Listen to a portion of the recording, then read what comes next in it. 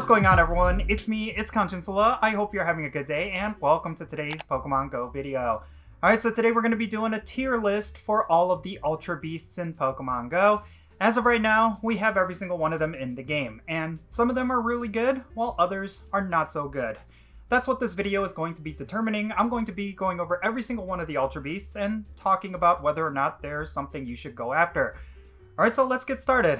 The first one is going to be Blastophilon, which is of course one of the new Ultra Beasts that was recently added. And this is a very obvious one. This is going to be an A tier. I think this Pokemon is really good. In terms of Fire type and Ghost type damage, it's definitely going to be an upper tier Pokemon. But unfortunately, it does not have a really good moveset for either of the typings, either Ghost type or Fire type. And that's what's kind of holding it back from being an top tier. So yeah, it's unfortunately going to be an A tier, but it's a very solid A tier. This Pokemon is actually really good. If you do not have a lot of good Ghost types or Fire types in your collection, this is definitely the one you will want to power up. It's definitely going to get you very far, especially if you need a good Fire type. It's a very good Pokemon, and I think it's a worthy addition to the game. And then next up we got Buzzwole. This one is going to be more of a PvP staple. I'm going to actually put this in the B tier. The thing is about Buzzwole, you need to get yourself PvP IVs, and you also need to get combat points value that's a lot lower than 1500 in order for it to be viable. And then in some cases, if you want to use it for the Ultra League, it can be pretty good, but it's really just a niche Pokemon at that point. It's really going to excel in the Great League, and in order to get one that's good for the Great League, it's going to require a lot of hoops and hurdles. In that case, you're better off getting different Pokemon that does what Buzzwole does, but a lot better. So it's going to be a solid B tier. If you do happen to have yourself one that's viable for PvP, it's going to get you very far, but aside from that, it's unfortunately not going to be an upper tier Pokemon. And when it comes to raid battles, it's not that good at all. I mean, there's so many better fighting types and there's so many better bug types, one of which we're going to talk about later. So yeah, it's really a PvP staple Pokemon, but aside from that, you're not going to really find a lot of uses for this Pokemon, which is kind of unfortunate because I think Buzzwole is really cool looking. I think it's very intimidating. It would have been really interesting if this Pokemon was useful elsewhere, but yeah, it is what it is. Next up, we got, I forgot what it's called, Celesteela. D tier Pokemon, unfortunately. It's not good by any means. There's no uses for this Pokemon. Some could make an argument that you could use it in raid battles, but my goodness, there are so many better steel types in the game. And in terms of flying types, obviously, there's going to be better Pokemon. It's basically a glorified, much bigger Skarmory. And you know, Skarmory is not useful in raids. So yeah, fortunately, Celesteela has really no place in Pokemon Go. Some people might argue that it could potentially be a good Pokemon for PvP, but again, there's better steel types and there's better flying types. So yeah, it's unfortunately a D tier Pokemon. Not bad enough for it to be a trash tier, but it is a D tier, unfortunately. Guzzlord is next. This is gonna go in the B tier. It's kind of falling in the same line as Buzzwole. Like if you have yourself one with PvP IVs, it's definitely going to be good, especially for the Ultra League. So where Buzzwole is really good for the Great League, I would say that Guzzlord is really good for the Ultra League, as well as the Master League if you can get yourself one that's really good. But Guzzlord is a huge Pokemon. Like, it has insanely high HP stats. You kind of wish it would be a gym defender, like you could use it in gyms, but unfortunately you can't. So it only falls into place within PvP. It's not going to be good for raid battles, obviously. It has a very low attack stat, but in terms of PvP, it could be a decent stall-out Pokemon, considering it has high HP and a pretty decent moveset as well. So yeah, it's going to be a B tier Pokemon. That's pretty straightforward. And then next up, we got Kartana. So this one is actually my most used Ultra Beast in the game. And for good reason. This is going to be an S+ tier Ultra Beast. The reason for that is because when it comes to grass types, there is no comparison. Kartana is insanely good. It basically has almost the equivalent power of a shadow grass type Pokemon, and I would say that Kartana is going to be one of your most used Pokemon if you can get yourself a really good one. The only problem with Kartana is that it is extremely squishy. If you're going up against any fire type Pokemon, for example, it's basically going to get nuked down. But yeah, in terms of grass type raid damage, it's insanely good, and there's not many good grass type options. So Kartana is a must-have Pokemon. I really do think that anytime it is in raid battles, you should go for it, because having 100% Kartana in your collection is going to do so many good things. And believe me when I say that because I have 100% Kartana and I've powered it up almost immediately. And I use it in pretty much everything. So yeah, Kartana is our S+ tier Ultra Beast. And then let's move right along. Next up, we got Naganadel. This is one of the new ones. This is going to be a B tier. In terms of raid DPS, it's a very good poison type. That's pretty much it. It's not going to have too many uses in PvP from my knowledge. I don't think it has any place in any of the metas, but it's pretty decent. Like, it's a good second option, and the fact that you get one practically for free through the special research, I think it's a pretty good Pokemon. Not going to be upper tier by any means, but it's still decent enough to be a B tier. Next up, we got Nihilego.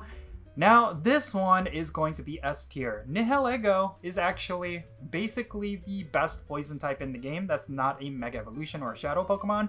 It's a very strong Pokemon to have in your collection, and it's also decently a Rock type as well. I think Nihilego is going to be a staple Pokemon moving forward. Poison types are very hard to come by, and whenever you need a poison type, you need a really good one. Typically against fairy type raid bosses, you'll need a Nihilego. But in most cases, you might be better off using a steel type, but still, Nihilego is really good. So I highly suggest you get yourself a Nihilego and power it up as soon as you can. And then next up, we got Pheromosa, kind of in the same boat. This is going to be an S tier. Pheromosa is an insanely good bug type Pokemon. Like, bug types are extremely rare, like usable ones, right? Like, you're really not gonna use like Beedrill in raid battles, right? You're not gonna use Pokemon like, I don't know, like Butterfree, So Pheromosa is your absolute powerhouse. There is, of course, a lot of other Pokemon that could potentially be viable, like Volcarona, but I think Pheromosa just hits the bill when it comes to bug type raid damage. It's so strong. If you happen to have yourself a really high IV one, I think it's worth investing into, and there's very few bug types, like I said, that are going to be viable. So Pheromosa is definitely up there. Next up, we got Poipole. This is obviously going to be a trash tier Pokemon. It basically just exists in order to be evolved into Naganadel. But aside from that, I guess it's cute. Maybe that's the one thing that it has going for it, but from a gameplay standpoint, no uses for Poipole. Maybe in the Little Cup it could be useful, but I think the lowest CP Poipole you get from the special research is going to make it not qualified. So yeah, it's trash tier Pokemon, unfortunately. And Stakataka, this one I'm going to put in the D tier. And unfortunately for this Pokemon, it kind of has a lot of the same problems as Celesteela. It has a pretty decent type combination, but it's not going to be useful. It's extremely high defense, but that's pretty much it. It has pretty decent TDO, I guess, if you want to use it in raid battles and you want to stall out. But why would you ever do that? You want the highest attack stats. You want the highest DPS. So Stakataka really has no uses in Pokemon Go. It's going to be a D tier Pokemon. If you get yourself one that's 100% IVs, congratulations, but you should never power it up. It's basically just going to be there to collect dust. So yeah. Finally, let's talk about Xurkitree. I kind of struggled with this one because I wanted to put it in the S+ tier, but I'm going to put it in the S tier. It is a godlike Pokemon when it comes to electric types. It's got a lot of different uses, but what kind of sets it apart from Kartana is that, unfortunately, there are better electric type options.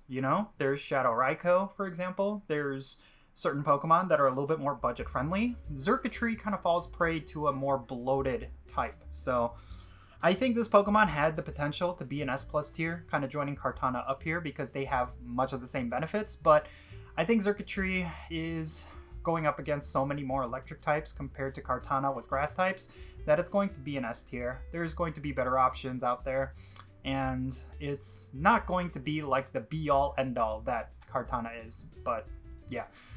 Interestingly enough, there's no C tiers among Ultra Beasts. It's pretty much like you're either above average or you're below average. There's no Ultra Beasts that are just average. So yeah, find that interesting. But there you go. These are all the Ultra Beasts ranked in order for, how good they perform in Pokemon Go. Some of them are really good for PvP. Others are really good for raid battles. I primarily focused on the ones that are really good for raid battles. If this was all about PvP, obviously it would look very different. Kartana would be down here in the trash. All three of these would probably be somewhere up here. Yeah, it's very different. It's very interesting with the Ultra Beasts that, like, Some of them are extremely good for PvP, others are really good for raid battles, and there's no real kind of overlap in that area. But yeah, it is what it is. All the Ultra Beasts are really cool. I really like how they were implemented into Pokemon Go and just how powerful they can potentially be in all different aspects of Pokemon Go. But yeah, there you have it. This is my tier list for all the Ultra Beasts. Let me know your thoughts. Is there anything you would change up from this tier list? Definitely share those thoughts in the comments down below. I think some people might disagree, especially when it comes to PvP viability. Some of these Pokemon should be higher when it comes to that. I would like to know your thoughts. Definitely share them in the comments, and let's have a great discussion. And thank you so much for making it all the way to the end of this video. If you ended up enjoying it, make sure you hit that like button and subscribe if it's your first time here. And also don't forget that little bell so you can stay up to date on whenever I upload videos. And real quick, I want to give a shout out to all my patrons on Patreon. You make this channel content possible. If you want to support the Jinsula channel, make sure you go and check out my Patreon, because it's probably the best way you can support me with my channel. So yeah, go and check out my Patreon. If you join my Patreon as a paid member, you get a permanent spot on my Pokemon Go friends list. So if you want to play Pokemon Go with me, like with remote raids or the friendship system, then make sure you go and check out my Patreon. And if you want to support my channel in a very different way, you can do so by following me on social media. My handle is @Jinsula, and I'm on the platforms that you see on screen. Make sure you go over there and give me a follow. Alright, and that's going to be it for this video. I'm Jinsula. Be safe, have fun, love yourself. I'll catch y'all later.